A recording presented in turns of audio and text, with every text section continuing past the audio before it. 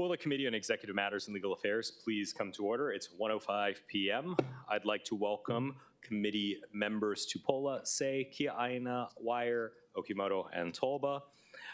Council members Cordero as well as Chair Waters are excused from today's meeting. Before we start, I have some procedural announcements to make. Pursuant to Section 92-3.7 Hawaii Revised Statutes, this meeting will be conducted as a remote meeting by interactive conference technology with the following procedures in effect for the meeting. Members of the public will be allowed to provide oral testimony remotely or in person in the council chamber on all items on the agenda when each item is taken up. All persons who registered to testify in person will be called upon first, followed by those who registered to testify remotely. Before testifying, each person shall state their name. Each speaker may not have anyone else read their statement and is limited to a 1-minute presentation on each item. For remote testifiers, when your name is called, please monitor your screen and activate your audio feed when prompted. For those joining us by telephone only, please press *9 to indicate your desire to speak. All registered testifiers will be called upon first. Then I'll give persons who have not registered an opportunity to speak following the oral testimonies of the registered speakers. Please utilize the raise hand feature in Zoom to be called upon. HRS Section 92-3.7 requires all votes at remote meetings to be conducted by a roll call unless unanimous. Therefore, if any objections are noted, I will call for a roll call vote.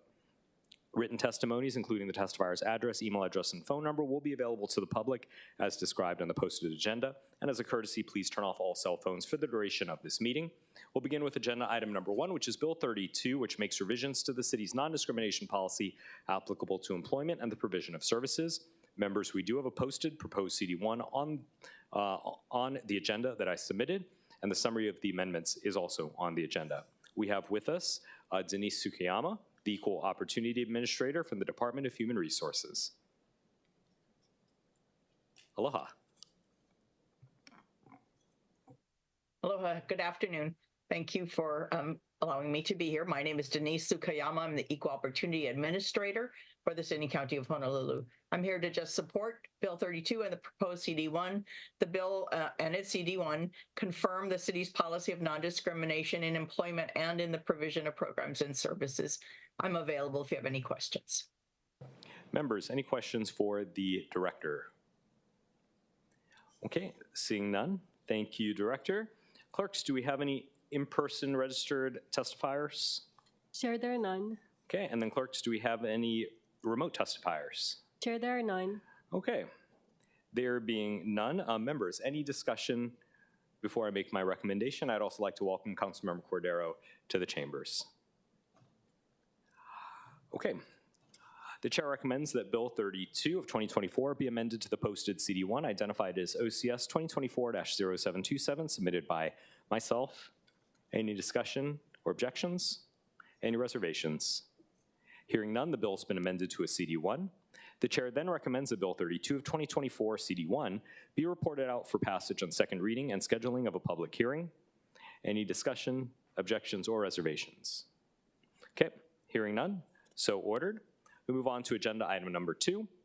Resolution 24-229 accepts a gift of conference registration and lodging to the city valued at $4,263.94 from the Hawaii Executive Collaborative for the Mayor and Managing Director to attend the Hawaii Executive Conference on the island of Hawaii, October 2nd through 5th, 2024. We have with us the Deputy Managing Director, I believe, or not. Do we have a representative from the administration on this item? Okay. Seeing none, why don't we go to testimony? Clerks, do we have any registered in-person or remote testifiers? Chair, there are none. Okay, and then is there anyone standing by remotely to testify? Chair, there are none. Okay. Members, seeing as we don't have a representative from the administration on this topic, is there any discussion or questions about this gift resolution? Okay, seeing none. The chair recommends a resolution 24-229 be reported out for adoption. Any discussion, objections, or reservations? Okay, hearing none, so ordered. Agenda item number 3. This is resolution 24-212, which confirms the appointment of Hazel Beck to serve on the Civil Service Commission of the City and County of Honolulu for a term to expire on June 30th, 2027. And we have Ms. Beck here. Aloha, and thanks for your willingness to serve. Aloha, everyone. Thank you to the committee for the opportunity to come before you today, and I'm happy to answer any questions you might have on my background or my experience. Reason I'm looking forward to serving is I appreciate the work that the Blangiardi administration has been doing. Excited to see that there are 4 more years. And I also thank all of you on the council for the work that you do. And I just would like to give back to my community and be part of the team. Thank you. Members, any questions? Vice Chair Kiaina. Thank you. Nice to see you, Ms. Beck. Can I ask, did you seek this appointment or did the administration flag this appointment for you? Actually, this was a referral from a friend who became aware of a vacancy on the commission. A referral by a friend to Of mine, you to yes. apply? Yes. Okay. And the reason I'm asking, of course, I appreciate anyone who's looking to serve, but just looking at your background, all of your background is either with SBA, living here on Oahu, and Kailua Kona.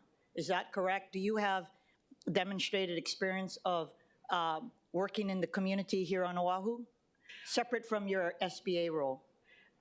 Here, I've been on Oahu for 3 years. I lived on Big Island for 8 years. I was very heavily involved in Kailua Kona and served on the Committee for the Status of Women and Girls, served on multiple boards, served on a local school board. I haven't had the chance here on Oahu, and this is my chance.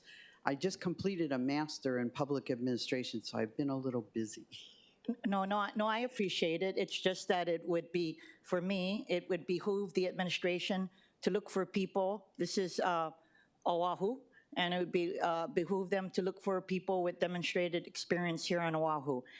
My other question, again, I don't doubt that your desire to serve, so I don't have a problem. I just want to make mention of it because I do believe part of the job of the administration is to look for candidates. We are always looking to build capacity within communities, and it would be good for them to look for qualified candidates here on Oahu who has demonstrated experience in our communities.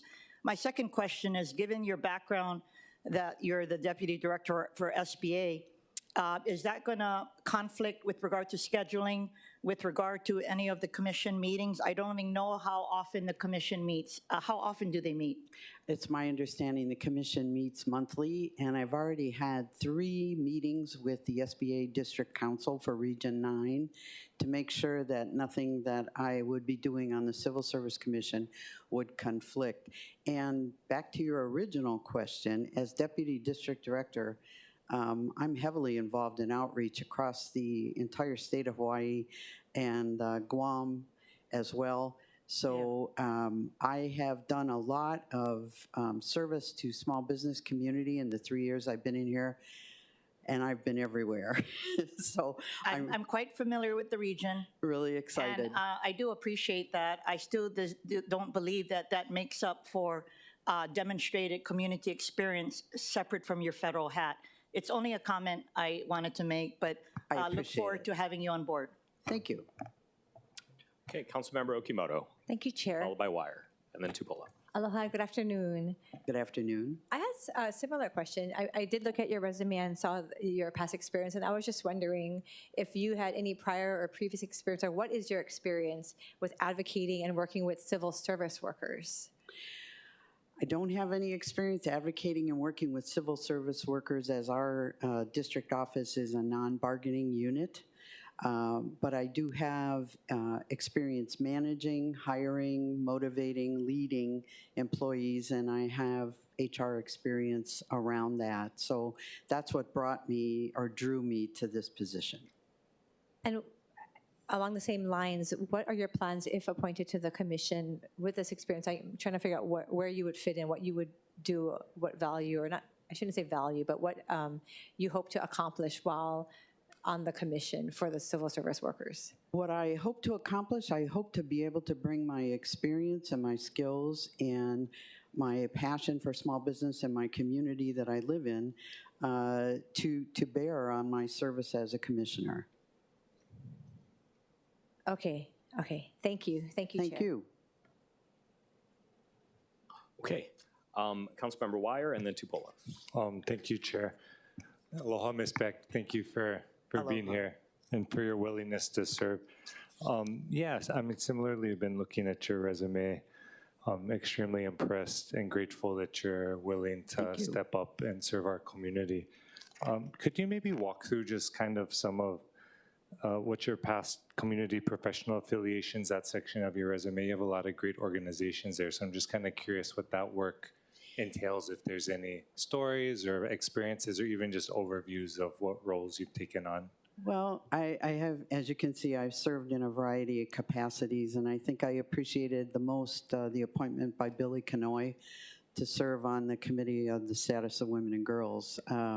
We did a lot of interesting events for Women's History Month. We would stand on street corners in Waimea with payday candy bars for equal pay for equal work. So we did a lot of creative and interesting things, and I really enjoyed working with Billy. I've also belonged to various veterans organizations. I myself am a Navy veteran, and so I have a passion for making sure that veterans who want to become entrepreneurs get a fair shot at that. I've also served, as I said, on a private school board for a number of years. I held a number of positions at the Kona Executives Association in Kona, and also was a co-founder of the Hilo Bay Executives Association. So, you know, a lot of business networking session, committees and the status committee for women, and I've just enjoyed working. I counted up one time in 2015 I was on 7 boards. So I was a little overzealous. Oh, I appreciate that. Appreciate your service. Could you tell me a little bit, what is the Native America Veterans Association? The NAVA is based in Los Angeles, and it is open to all, but the focus is tribal, and they meet on Saturdays virtually once a month, and they have a guest speaker. I've been a guest speaker a couple times for them, and it's a talking circle. So it's very, it's probably attended by 20, 25, and they're all veterans. Tribal veterans, and they just share on the topic, honor the speaker, open with a prayer. It's just a great get together. It's about an hour and a half. Awesome. No, I love that. And then what was the slaughter unit task force? Oh my gosh. Yeah. Yes. So there were 3 of us that started.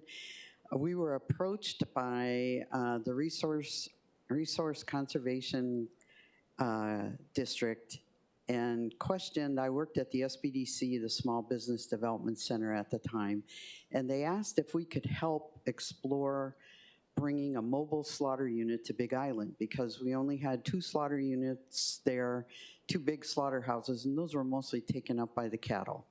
So we had people that had goats and sheep and pigs and no place to go to have those slaughtered, small family ranchers. So I'm almost a vegetarian, but I became the slaughterhouse queen and worked with the Kohala Center and worked with USDA, worked with the Hawaii Department of Ag, and we were actually able to obtain a 36-foot mobile slaughter unit for the Big Island. To the best of my knowledge, it's still there. It was delivered in January of 2017, but I started working on that in 2012. But it is absolutely amazing, and the only bottleneck that I see with it is you have to have a USDA inspector